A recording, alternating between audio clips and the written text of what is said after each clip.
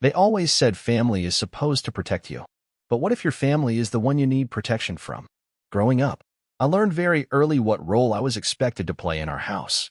I was the quiet one, the background character, the one who didn't cause trouble, didn't raise her voice, didn't ask for more. And then there was my older sister. Let's call her Amber. Amber was a firestorm in high heels, loud, dramatic, manipulative, and absolutely untouchable in our parents' eyes. She wasn't just the golden child, she was the sun. And I was the shadow she cast. No matter what she did, lying, stealing, bullying me until I cried, my parents would find a way to excuse it. She's just passionate, they'd say. You're too sensitive, they'd tell me. Too sensitive. As if noticing cruelty made me the problem. Amber wasn't just mean, she was calculating. She would mock me at school in front of my friends, steal my clothes, laugh when I cried, and then somehow still walk away as the victim. If I dared stand up for myself, I'd get grounded. It was easier to stay quiet. So I did. And that silence became a habit, a defense mechanism, a way to survive in a house that only had room for one daughter in the spotlight, and it was never going to be me. My grandmother, my dad's mother, was the only person in the world who truly saw me. She lived in a small cottage 2 towns over and would invite me to stay with her during long weekends. With her, I wasn't invisible. I was loved. She taught me how to knit, how to garden, and how to stand up straight even when the world tried to bend you. You've got a quiet strength, sweetheart, she'd tell me. Don't ever let them smother it. She passed away during my senior year of high school. It shattered me in ways I couldn't explain. But even through the grief, I held on to one truth. She saw me. And she believed in me. A few weeks after the funeral, her attorney reached out. She'd left behind a small inheritance, not much, but enough to help with college. And she left it specifically to me. Not my parents. Not Amber. Me. It was the first time in my life someone had chosen me over my sister. I remember holding that check in my hands, heart pounding. It was a symbol, not just of love, but of faith. Proof that someone believed in my future. I should have known it wouldn't last. Because the moment my parents found out about the money, everything began to change. It started small, a few comments over dinner. You know, Amber's really been working hard on her business idea, my dad said one night, stabbing at his overcooked steak like it owed him money. It could really take off with the right push. I didn't say anything. Then Mom chimed in, almost too casually, and with college scholarships and aid, you probably won't even need Grandma's money. Isn't that right, honey? I froze. There it was, subtle, rehearsed, and poisonous. I looked up from my plate and locked eyes with Amber, who was smirking behind her wine glass like the puppet master she always was. That smirk said it all. She knew exactly where this was headed. I excused myself from the table before I said something I'd regret. But I should have spoken up. Because the next morning, I was summoned to the kitchen like I was on trial. My parents were already seated, coffee mugs in hand, like 2 judges ready to deliver a verdict. Sit down, sweetheart, my mother said. I sat. But I wasn't a sweetheart. Not to them. I was just the last obstacle between Amber and something she wanted. Dad leaned forward. We've been thinking about what's best for the family. And, well, Amber could really use that money right now. I blinked. Excuse me. For her business, Mom added, like it was obvious. She has a vision. And it's not fair that she should struggle while you're sitting on money you won't need until next year. She has no job, no business license, no plan, I said. Just an idea and a Pinterest board. Amber, who had magically appeared in the doorway, scoffed. Jealousy isn't cute, Clara. That's what they always called it, jealousy. As if I was some bitter, insecure parasite who couldn't handle her perfect older sister being adored. I stood my ground. It's mine. Grandma left it to me. She said it was to help me with college. She didn't know the full situation, my mother replied sharply. She didn't know how hard Amber's working. No, I said, but she did know how hard you've all worked to make me feel like I don't matter. That's when Dad lost his patience. He slammed his palm on the table and barked, enough. You will give that money to your sister, and you will do it with gratitude. She's family. She needs it more than you. I stood up. No. That one word, just 2 letters, felt like setting off a bomb in the house. Amber rolled her eyes, but she wasn't smirking now. She was pissed. You're seriously going to hoard that money while I try to build something for this family? She hissed. You don't build things, I said. You take them. The room went silent, and I walked out. But I didn't feel victorious. I felt like I had declared war. Because in this house, refusing to sacrifice yourself for Amber wasn't just selfish, it was unforgivable. For a while, nothing happened. No screaming. No cold shoulders. Just an eerie silence that settled over the house like fog, quiet, suffocating, and full of unseen danger. I thought maybe I had one. That maybe, just maybe, they realized how wrong it was to even ask. That they'd leave me alone, let me keep what little security my grandmother had left behind. But I should have known better. Amber wasn't used to hearing no, and my parents? They were never going to side with me over her. The quiet didn't last. 3 weeks after that kitchen showdown, I got called into the school counselor's office. I was confused. I'd done nothing wrong. "Clara," she said gently, "we need to talk about your financial aid status." I blinked. "What about it?" "There's been a change. Your tuition support from your parents has been officially withdrawn." My heart stopped. "What?" "Your parents notified us that they will no longer be contributing to your college fund. Unfortunately, without their support or proof of independent status, your financial package is going to be reevaluated. That includes housing." My hands started shaking. This wasn't just about money. This was about everything. My education. My future. The only way out of the house I'd spent my entire life trying to escape.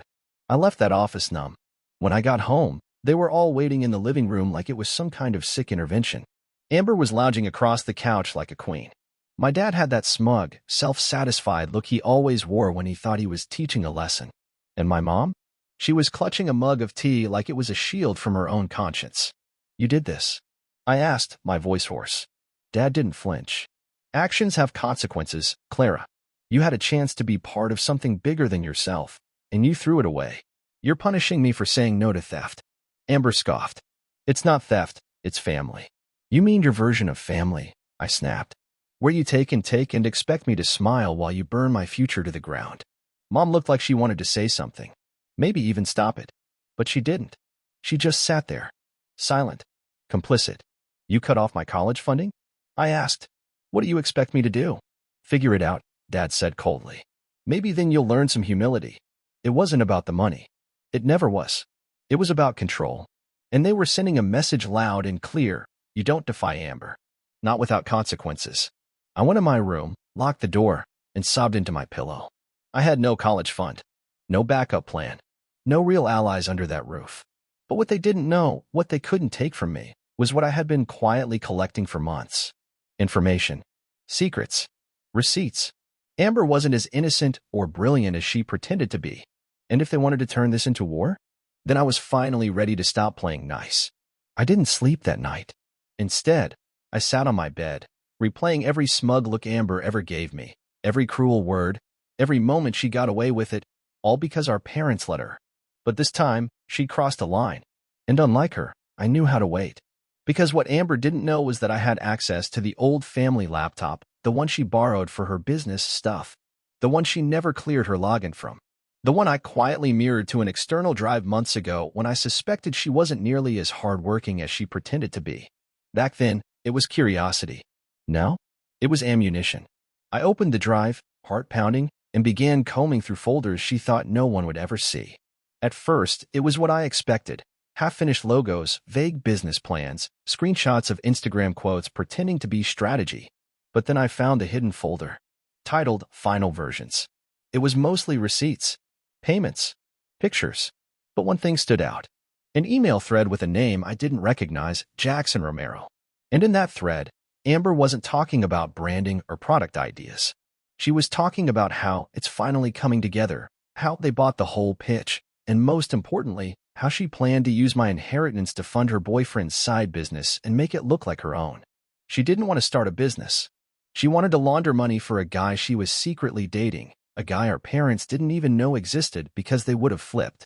He had a record, a bad one, and she had been hiding it this whole time. I stared at the screen in disbelief. She lied. She manipulated. And worst of all, she tried to destroy my future for a man who couldn't even legally rent a car. The next day, I walked into the living room while Amber and my parents were having coffee. I dropped the printed emails onto the table like a grenade. "What's this?" Dad asked, picking them up. Amber's face went pale before he even started reading. "Just proof," I said, "that your golden child isn't starting a business. She's funneling money to her criminal boyfriend and using me as her personal ATM." Mom snatched the papers. Amber stood up. You went through my stuff. That's illegal. What you're doing is illegal, I shot back. And more than that, it's pathetic. Dad's face was turning red. Is this true? Amber opened her mouth, but for once, nothing came out. The silence was louder than any answer. Mom sat down slowly, as if the weight of the truth had knocked the air from her lungs. She whispered, I didn't know. I swear, I didn't know. I looked at her, really looked, and realized that maybe for the first time in my life, she wasn't just ignoring the truth. She was staring at it. Amber tried to recover, tried to blame it all on me, call it a setup, say I twisted everything. But the documents didn't lie. And I made sure they were backed up in 3 places. For the first time in years, I felt the power shift. And I wasn't done yet. The aftermath was ugly. Amber screamed, cried, claimed betrayal, said I ruined everything and that I was jealous because no one ever loved me the way they loved her. For once, she was right. No one ever did. But the irony was, it wasn't me who ruined anything. She did that herself, one lie, one manipulation at a time. Dad sat in stunned silence, rereading the printed emails like he could somehow will the words to change. The man who always roared when I made the smallest mistake couldn't seem to raise his voice now. It was almost pitiful. Mom, though, she was different. She didn't get angry. She got cold. Ice in her voice. Distance in her eyes. She stood up, looked at Amber, and said, Is there anything you want to tell us? Amber stared at her like she didn't recognize her anymore. When Mom didn't back down, Amber turned to me like maybe I'd play the role of the passive little sister one last time. But I just watched her. I wanted her to see me, not as the shadow she used to step on, but as the person who finally stood up. Dad cleared his throat. We'll discuss this as a family. No, I said. We won't. He looked at me sharply. Excuse me. I'm done pretending this is a family. Families don't gamble away your future. They don't blackmail you for love. And they definitely don't fund felons with your college tuition. You always twist things, Clara, he growled. You make everything about you. Because for once, I said, my voice steady, it is about me. I turned to Mom. You knew something was wrong. You always did. But you let it slide because it was easier to believe Amber was a success story than to admit she was dangerous. Her eyes glistened. But she said nothing. Amber hissed, You think this makes you powerful? You're pathetic. You'll never have what I have. I took a step closer and whispered, You're right. I'll never have your lies, your fake charm, your trail of destruction. I'll have peace. And you'll never touch that. I left the house that night. No bags. Just my phone, my hard drive, and the quiet, undeniable feeling that I had finally walked out of a cage I didn't even know I'd been raised in.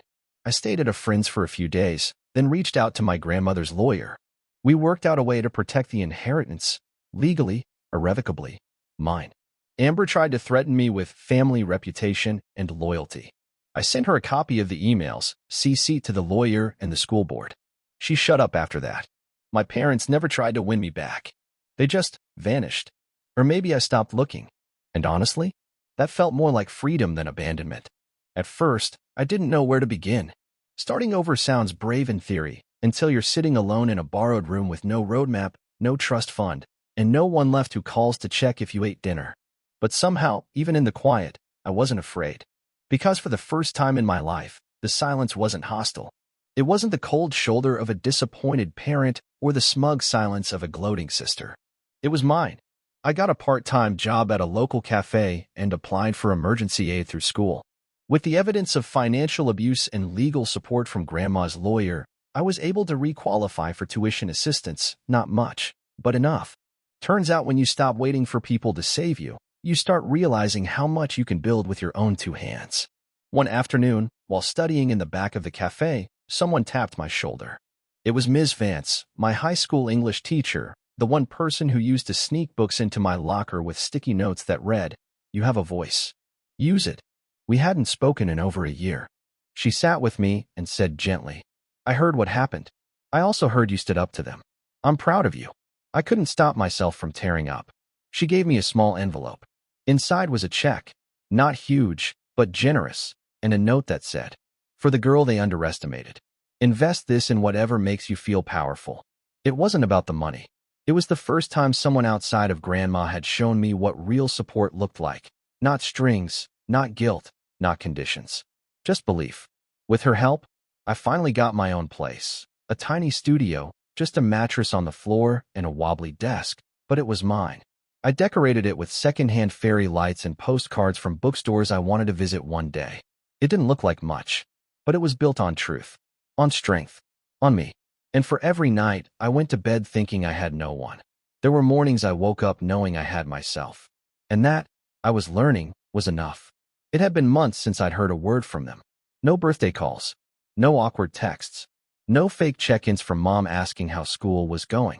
And then, out of nowhere, came the letter, folded neatly in a pale blue envelope. No return address. Just my name written in my mother's perfect cursive, the same handwriting that used to leave passive-aggressive notes on the fridge. I shouldn't have opened it, but of course I did. Inside was a carefully written apology, or rather, something pretending to be one. We understand that mistakes were made. We never intended to hurt you. But this family has been torn apart, and we believe the only way forward is through unity.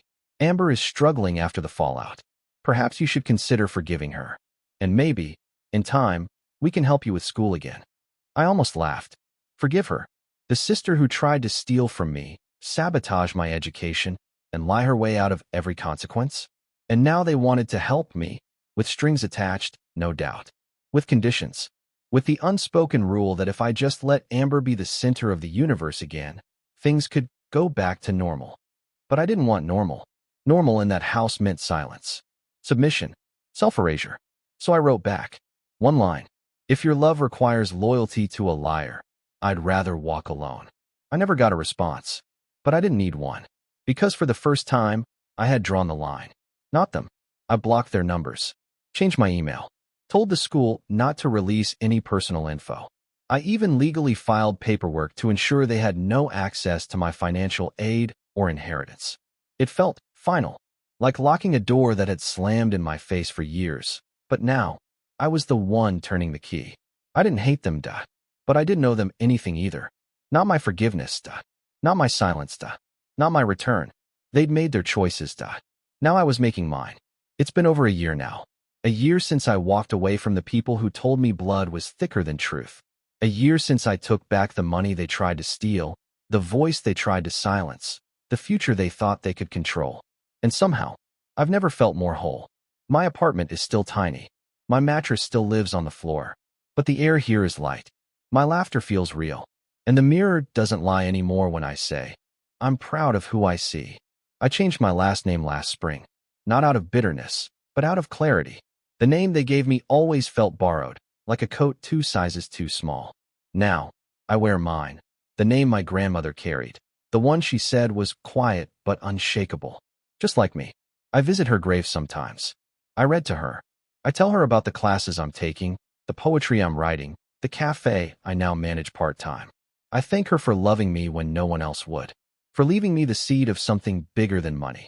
A chance. Amber, I don't know what became of her. Maybe she started another fake business. Maybe she found someone else to manipulate. Or maybe, just maybe, she's still looking for a mirror that doesn't crack when she sees herself. My parents haven't tried to reach me again. And I think, no, I know, I'm okay with that. Because healing isn't about getting an apology. It's about understanding that you were never the problem. I used to think I was the broken one. The girl no one fought for. The afterthought. But now I know the truth. I was the threat. The one who didn't fold, the one who saw through the games, the one who got away and stayed away. I'm not perfect, but I am free. And that, more than anything they could have ever offered me, is the greatest gift of all.